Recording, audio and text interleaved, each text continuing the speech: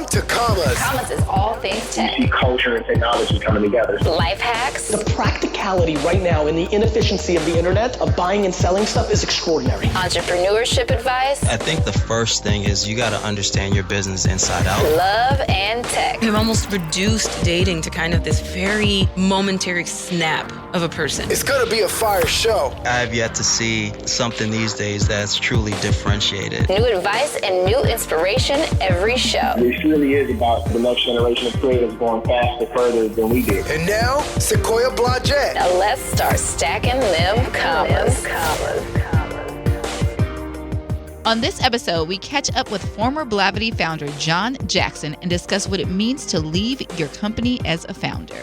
Entrepreneurship advice. Learn from the hottest and most successful investors, founders, and innovators in the game. Determine your greatness. It's time to get your knowledge up. Okay, for sure. What's poppin'? We've got Jon Jackson on the line, founder of Blavity, one of the 4 founders of Blavity. I am so excited to be talking to you because there are so many gems and so much knowledge that I believe you have that I know that our audience is going to benefit from. So how are you? I'm doing super well. How are you doing? I am so good. Okay, so just for the folks who don't know, let's get into your background. Where did you start, and then what got you to the point of starting Blavity? Yeah, so my background, I think it's super important to kind of contextualize sort of how people think, because I think it's really easy to look at somebody's story and just cherry pick the things you know about them. So I would not say that I was entrepreneurial in the way that a lot of people's stories are. Like, I hadn't ever started a first business. I wasn't one of those kids who was selling like candy in the lockers. But I do think I had entrepreneurial thought patterns. That is to say, I was pretty contrarian. So when people went left, I would be like, but why go left? And like, what does going left mean? Right. Which, I think is really useful in the entrepreneurial space. But in middle school, that usually gets you like caught up in some parent-teacher conferences because I was a problem in the classroom. I was legitimately. So, but I credit my parents with kind of helping me foster that creativity at home and making sure I had the ability to ask questions. And if they didn't have the answers, they never pretended to. But what they did say is that you need to make sure you go find the right source material before you bring something to the public. So you need to make sure that you have the right information to stand behind whatever claims you make. So as a student, I think I was kind of always sort of scatterbrained. I wanted to do a bunch of stuff. I went to college in St. Louis at Washington University in St. Louis, which is where Morgan, Aaron, and Jeff all went. So we're all a year removed in graduation year. I'm the youngest. So I graduated in 2013. And sort of on campus, like when I got there a semester late. So there was a program at the time called the January program. So they would pick about 50 to 60 kids inside of an incoming freshman class. And because of the way housing was kind of set up, they would choose kids who they thought could acculturate into school okay, but you wouldn't start until second semester. So I actually didn't start college until the spring semester. Which kind of made me feel like I was like a semester behind and whatnot. But when I got there, I realized like I was just trying to figure out like what was going on campus, who to know, how to make friends and stuff like that. And sort of respectively in their own rights, like Morgan, Aaron, and Jeff were just people of real substance on campus. So Jeff was student body president. Morgan was student body president after him. Aaron was like an incredibly well-known poet, author, speaker. So, just generally speaking by who they were, I knew of them, and I was still trying to figure my way out and kind of carve my own little niche. But that's sort of the breeding ground for how we all met. And I think going to school in St. Louis was important to me for a couple reasons. One, it was the furthest I had been from the East Coast for any dedicated period of time. And I think that allowed me to kind of blossom in some specific ways. And then also just learn a different kind of independence. I think there's like the independence you have from sort of your neighborhood, what makes you comfortable. And then there's intellectual independence. So like, are you able to think about things and come to conclusions given a variety of different sources? So how do you put together arguments that are salient that you can present, but that are also malleable, that you can also add new information in and process and all that stuff. And so that was really formative for me. I studied political science, and I never wanted to be a lawyer, but I spent a lot of time understanding like how laws get passed and what gerrymandering a district means and research methods and stuff like that, because I'm super nerdy. And WashU was a place where you could be super nerdy as a research institution, and that was really big for me. When everyone graduated, everyone kind of went in their own direction, and I ended up making my way to San Francisco to work at LinkedIn, and that's fall of 2013, and so the whole concept and kind of iteration for Blavity is Morgan. Like, that's her brainchild. It's her articulation, and when she had the idea, she was really sharp because she was strategic with who she shared it with. And when she told me about it, one, I thought it was genius, but two, I was just trying to figure out like where I could get involved, because I'm non-technical, but the world of content and media and sort of storytelling is my background and what I love to do. And so that was kind of the way and the iteration of how I sort of got involved on the ground floor, as it were. That's like an abbreviated version of my story. So hopefully that contextualizes some stuff. Yeah. So you guys didn't start as a media platform. You essentially started as a video platform. So what caused that pivot? Yeah. So it's interesting because I think we were kind of early. So this is 2014, and it was really about, really propping up different, in my estimation, different alternatives to what was kind of existing. So if you think about 2014, WorldStar is like peaking. Like, and you're talking about, right, like videos hit WorldStar and you're looking at average like 15, 20 million views, organic. And so that's a huge traffic driver. And a lot of those videos, like there were other things also at the same time. So if you think about stuff we take for kind of granted now, like natural hair or beauty tutorials, right? A lot of those people who now have large followings were sort of beginning or in their early gestation stage. And so who we know them now and who they were in 2013, 2014 are different because they were still putting in that early work. And the platform is really surfacing those videos. So there's comedy, you could find inspiration, you could find, again, hair tutorials, you could find stuff that was, I think, kind of a counterbalance. And one of the things that I think we noticed was that people were also being gravitating towards the written content. And I think that was a really, really big sign that, the first idea you have doesn't mean it's bad. It just means you might be early. And so if you think about how you use data, it's not just about like having data. That's important, but it's actually being informed with the right data and having the right flexibility to make the correct decisions and to test your hypothesis. So most of that things have been early stages, like, can we test this? Cool. Ran it for 2 weeks. What worked? What didn't? Boom. We got traction here. Okay. How do we iterate? And how do we run a different test? And I think that the content side was around, we were profiling people that we knew, and we were finding a lot of traction in that. And we decided to flip that model and kind of actually go the route of more editorial with consistency. And I think that allowed us to have a voice with regularity and to get people used to that. Because at the same time, you're trying to build brand awareness around what Blavity is, what it feels like, how it shows up in people's lives, how it shows up in platforms they're using. What is that? What does it exist to be? And I think those early days are really important to kind of build trust and authenticity in that way. That's awesome. So now you're an editorial platform and you're building out. At what point do you really start to see things take off? Yeah, I think if you ask, everybody has a different moment. I think for me, it was February 2015 when we kind of just, numbers started to really grow and get some serious traction. And I think we had put in a lot of work, a lot of time, but it was just incredible to see like month over month growth like that, and to see that it was, the hard work was there, but also that you were beginning to see people kind of open up and to kind of take what they saw and kind of share it and proselytize it. And I think that's really exciting if you find traction, is to kind of watch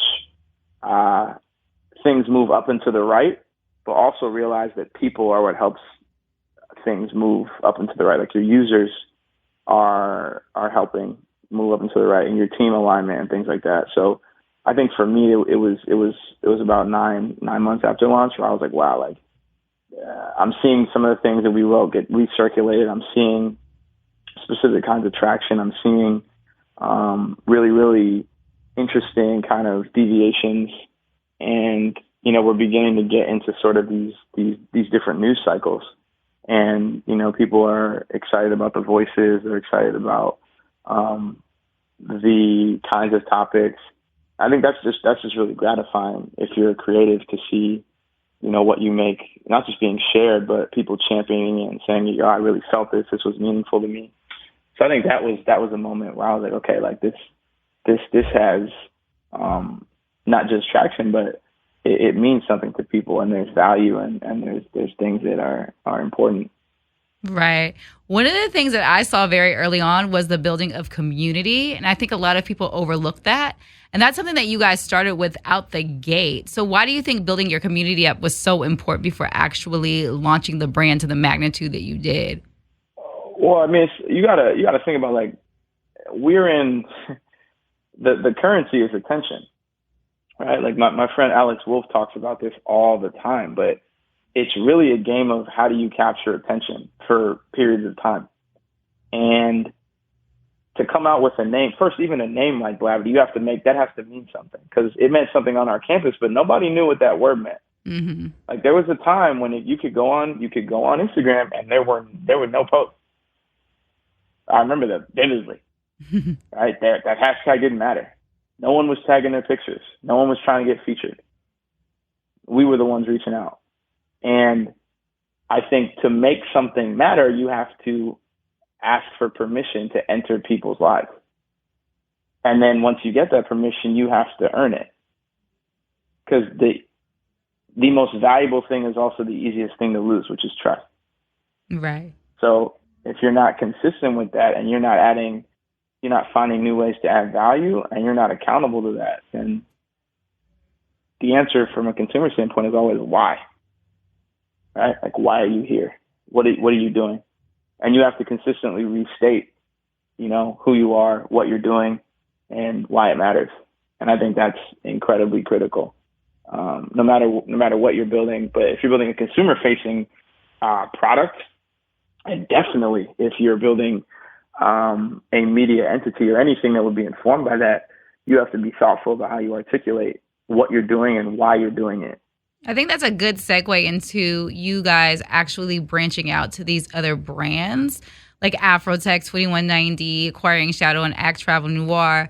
What caused those acquisitions to happen for the other two, but then actually collectively seeing these brands kind of branching out? What made you guys go, okay, these need to be their own separate entities? Yeah, well, I mean, I think, again, credit to Morgan's vision, right? Like she sees things, and then she doesn't just see them, she finds the ability and wherewithal to execute on them. I think also, if you think about things that exist, they need space to be their own. And so if you bring something under sort of a roof, or you have to think about the identity of what you're bringing.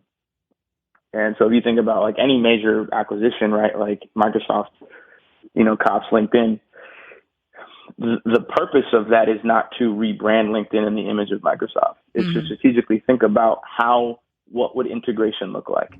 And integration takes a while, especially if you're dealing with something at scale and at size like that.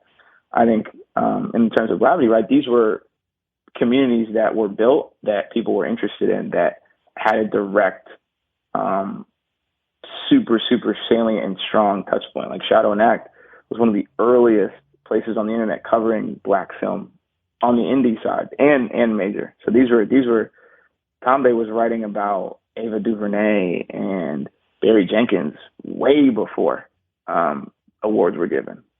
right? So if you think about an early that's like a diehard audience of DPs and people who are EPing and actors and all that. So there's a real community of people that look to Shadow and Act to kind of inform what was on the festival circuit, and agents and casting and people in Hollywood look to that as a place where you can find emerging talent. So, that's important. Travel Noir, same thing. Zim built an incredible audience and community around Black travel and what that meant. And I think if you think about the expansion of brands and kind of thinking about what people are looking towards, each time you do that, you have to reintroduce an experience, or sometimes create a different one that's complementary, but still shares in the ethics and the kind of definition of the core. And I think whether it's an acquisition or it's a branching out, you can use data to inform what that might look like. But then, you never really, really know. But people will let you know how they feel and what they think about and what matters to them. Right. And so you guys have acquired these companies, and then events come into play, right? So we see Afrotech, we see 2190. Why was that the next transition for you all? Yeah, so I mean, the first iteration of those were 2016. And I think that's just, people like to commune together.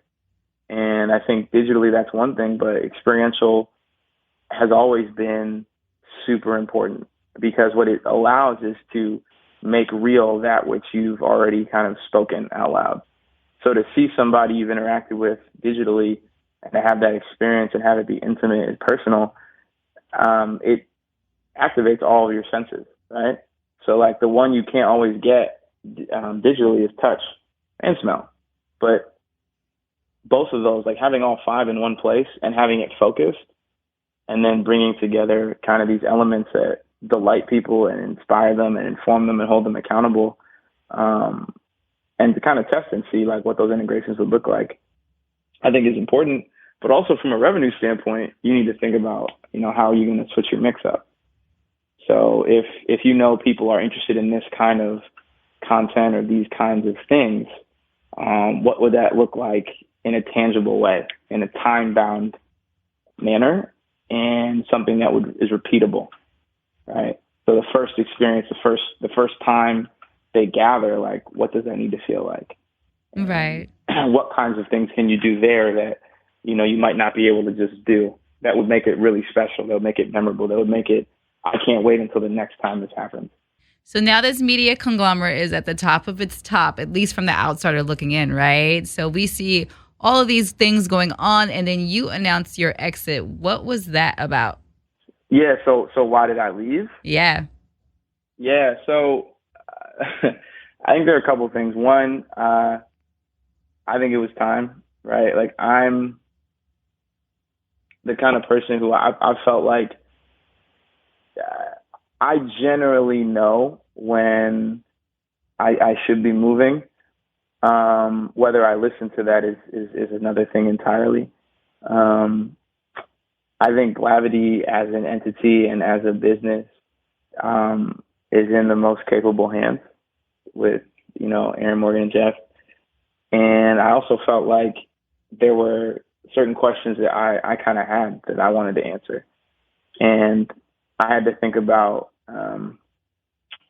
whether I was best equipped to explore those, also given the realities of what I needed to be doing. And you can, I think, in life get to experience that what you want, but not without compromise and making choices. And so my choices were around, what does next look like for me, and what will that require of me? And I look at my life and the things I care about and what matters, and those are my decisions. And I think for anybody building a business, joining an early stage business, anything related to ownership, like there's always a reality of the trade-off. And for me, that reality has just been about understanding like what I think some of my work needs to look like and what that's going to require of me over the short term, but also the long term. And I think those were some of the major factors in terms of me, realizing it was time and trying to really do that gracefully and be just super grateful that I got a chance to be a part of it. And I'm incredibly grateful for that and the time and the things I've learned and, the mistakes I made and the L's I took, some public, some not, but all of that is a blessing for me. I love that you say that because a lot of people think that ish has to absolutely like hit the fan for you to move on, but it could just be like a pivotal moment in your life. So talk a little bit more about that. Like, what was that moment in your life where you were like, hey, listen, like I want to try some other things? Yeah, I'm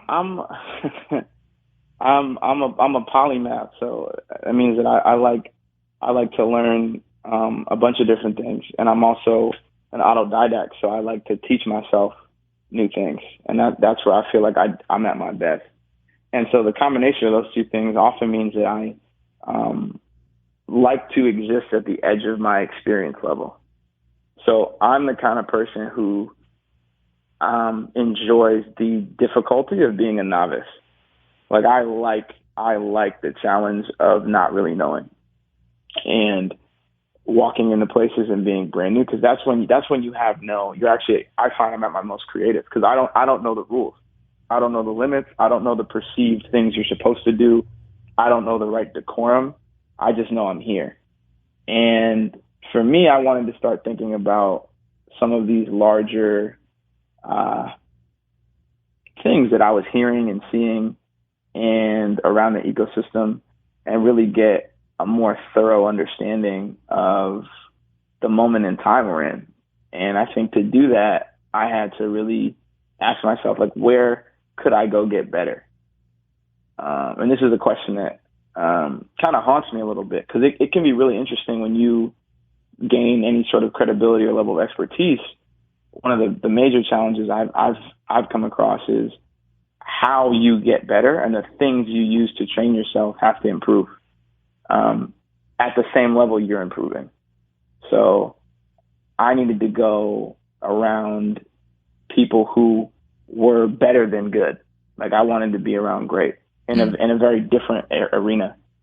And so that led me to the Neiman Foundation, where people are excellent at the craft of journalism and storytelling and thinking about the future of media, what that's going to look like, not just domestically, but globally. And that was an experience I'd never had before. And, it was humbling for a couple reasons, but mainly because you just understand like how much you do not know. Like there are so many things I am blissfully unaware of. And, that requires you to kind of sit down and to have a beginner's pose and be okay with that, and understand that that's part of the growth you want, and it's part of my growth. So I've been kind of in that headspace for a good amount of time, and it's been delightful.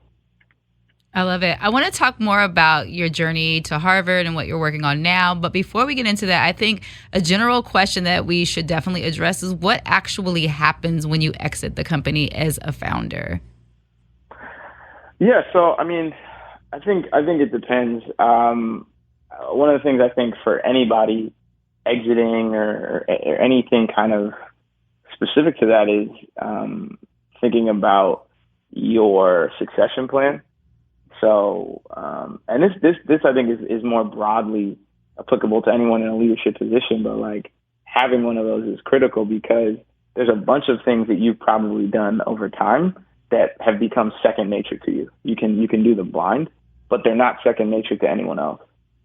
And so not having a record of that, or not being able to kind of explicate what those are, can leave people in a very tenuous position, because if the role is going to get backfilled, or if it's going to get spread across a few different things, you kind of need to have some documentation around, here's what I was doing, here's what it looked like, here's what's open, here are the projects that are kind of still out in the world.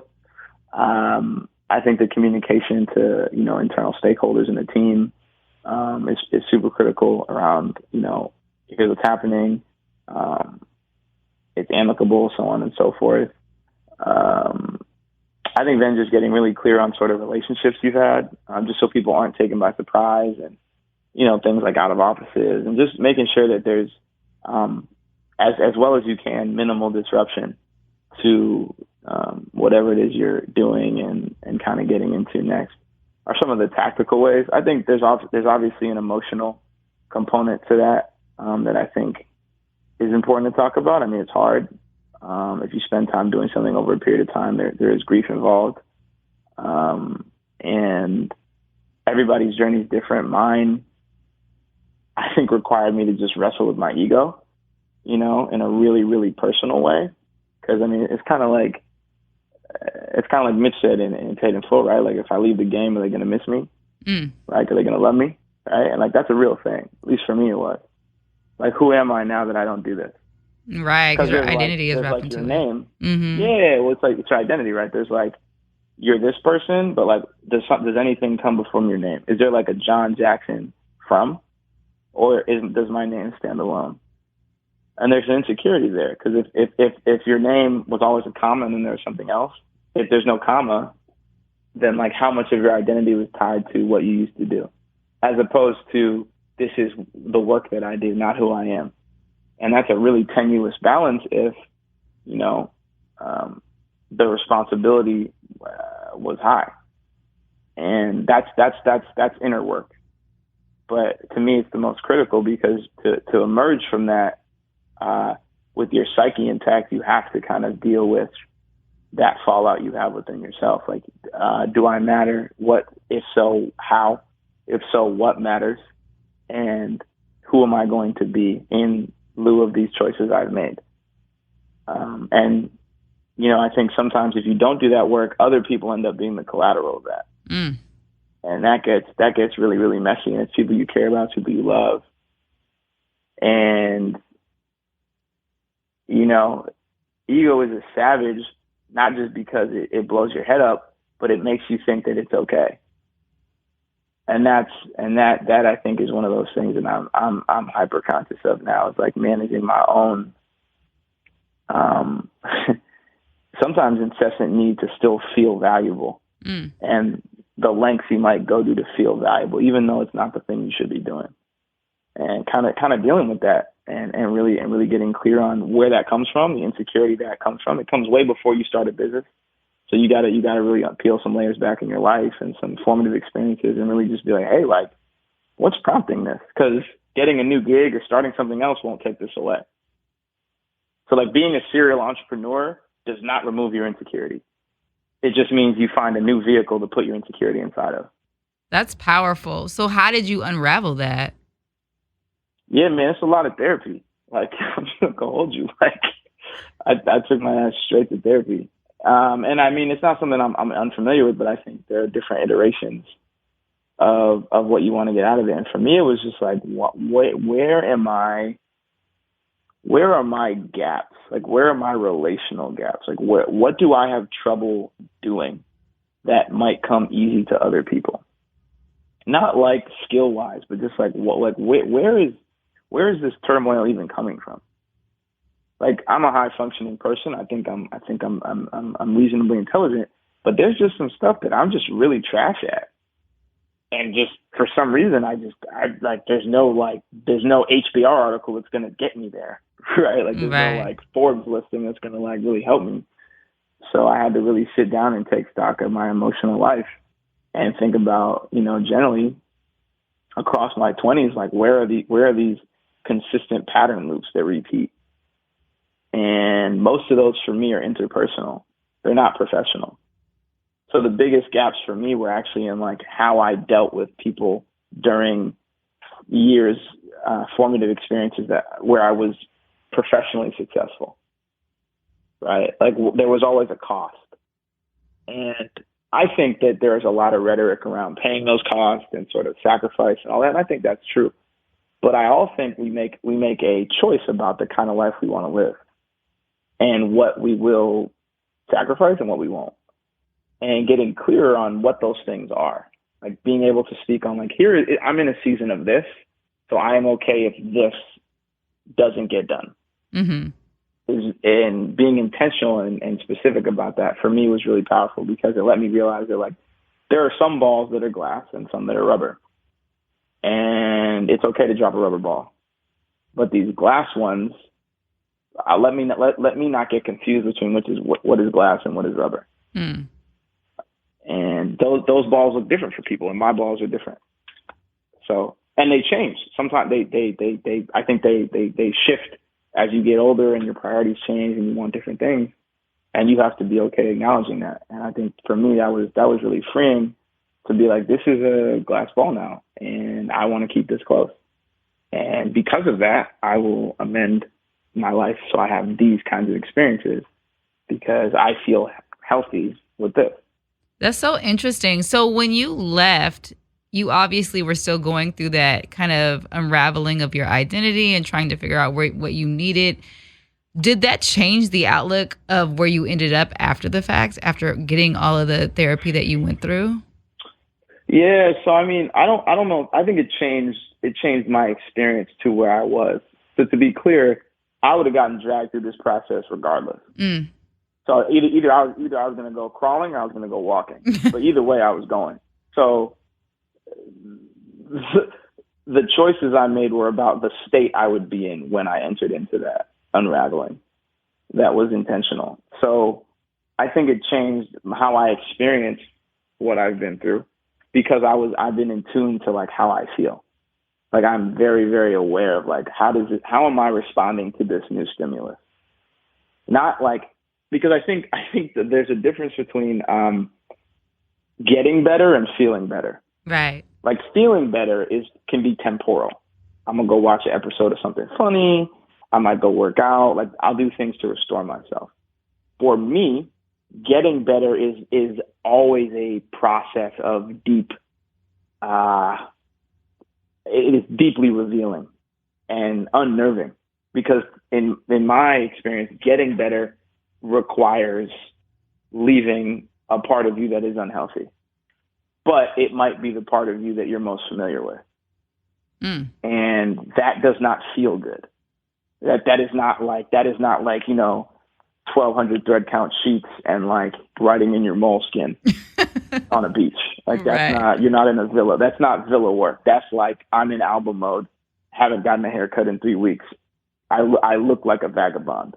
Like that's what that looks like for me. Right. And you have to be compassionate with yourself in that process. And patient. Impatient, especially if your public persona is completely different. Mm. So you don't even, there are periods where I haven't even recognized myself during growth. I've been like, who is this guy? Who are you?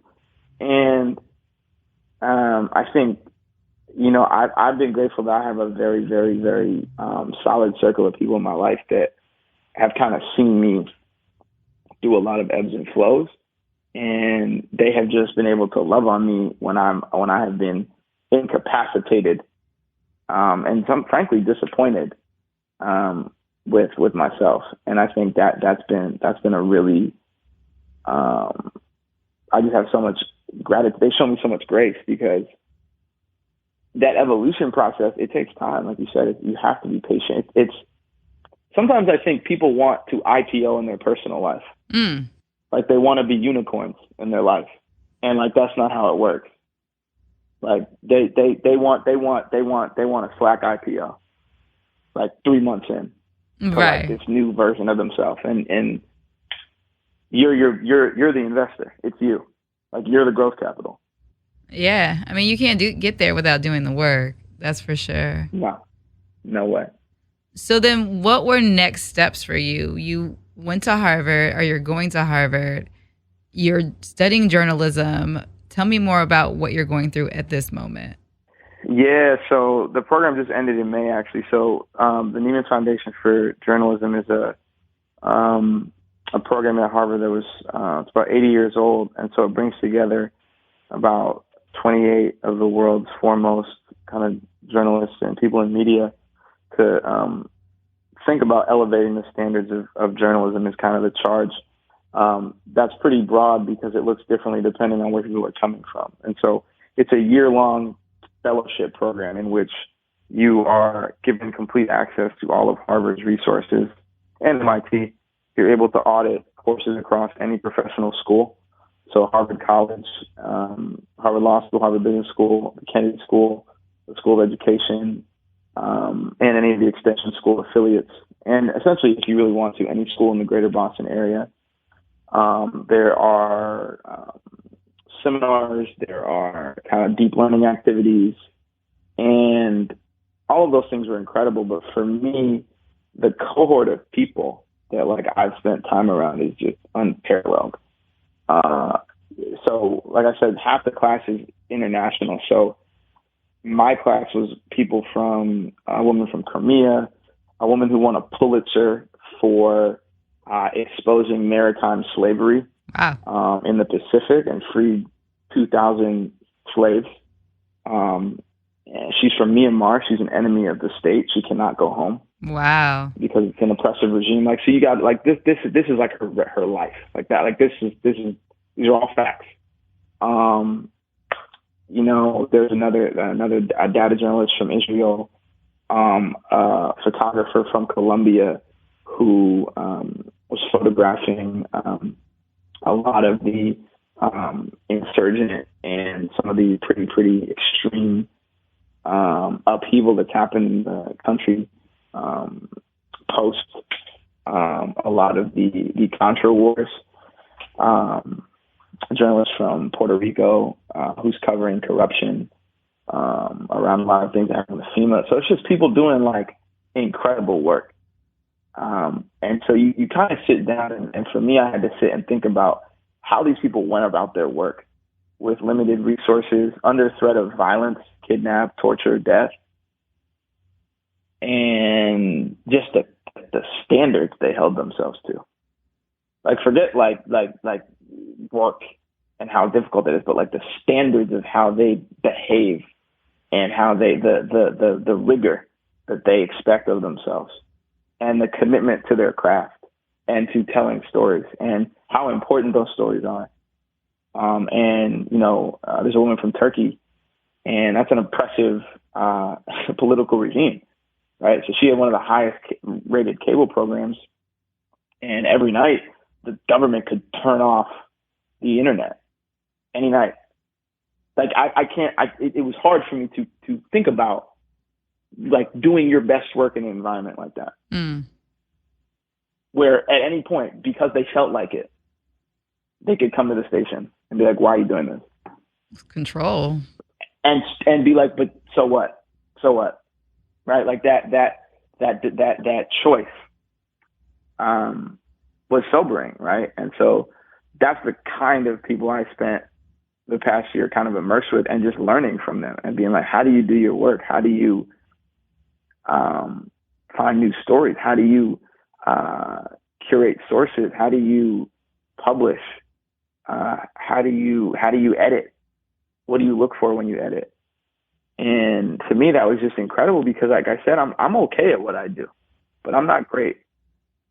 And for me, like I need to get closer. I need to understand what great looks like, and I have a much clearer picture of what that is. But it's hard to give yourself that picture when you're doing things that other people around you aren't doing.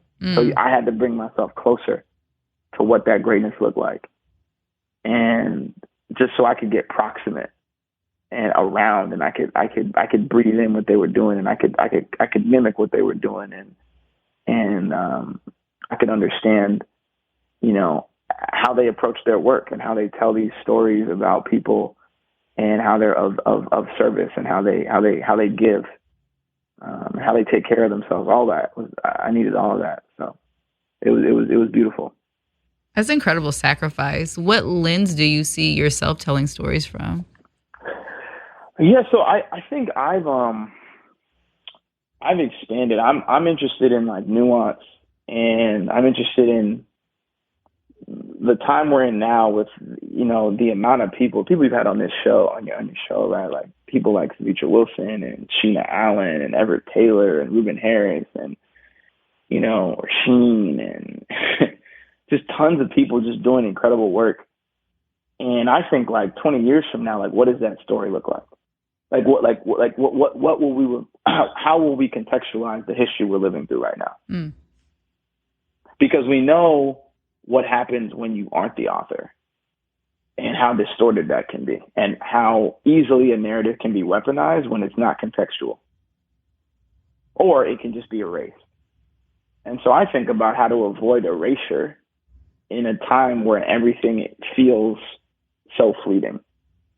So how do you be thoughtful about what we archive and how we archive it? Mm.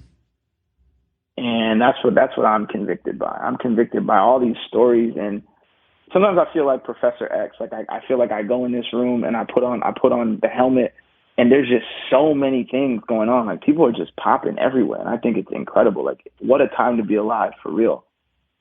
And I think about my goddaughter who's 2, and I'm like, okay, when she's 10, what stories will we be reading together? Or even how will you be consuming those stories, right?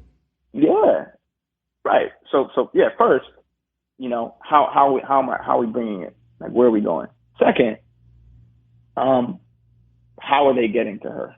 Third, what are the mediums?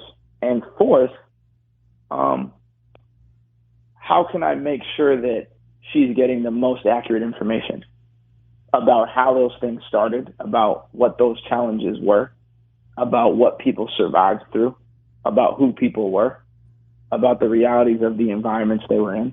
All of that matters. And that's the kind of work that I think about. And I think about media is still the most powerful entity on the planet, in my opinion, because it has the ability to transport people into a future they haven't seen yet, or remind them of a past they were not aware of, but could affirm them, and can give them viewpoints into a present that they might not be privy to, given whatever thing they are, whatever constraints are in their life. It's so powerful just to understand even that perspective and looking at journalism through that lens. I think it's going to be really interesting what you end up doing. So how do we follow your work and see where you're going and what's happening, just so we can stay abreast on what's going on? Yeah, so I'm on the socials at Jon Jackson, JON 2_ Jackson. I have had a difficult relationship with like posting consistently, and it's not because I don't want to. It's because I really struggle with like how to be thoughtful about what I want to say. One of the things I'm committing to on the back half of this year is to just be a little more specific. I'm working on over the course of my year at Neiman, I spent a lot of time writing. And so I've essentially constructed what I think can be a really useful newsletter. So I'm going to try and get that out before the end of the year. And it'll be long form, but it'll really tackle some of these things I've been thinking about in terms of influence, in terms of narrative construction, nuance, and things that I think are just at least top of mind for me that I'm, again, not an expert on, but there's things I'm willing to kind of dig deep into. So I'll make sure people are aware of that. But yeah, I'm on Instagram and Twitter.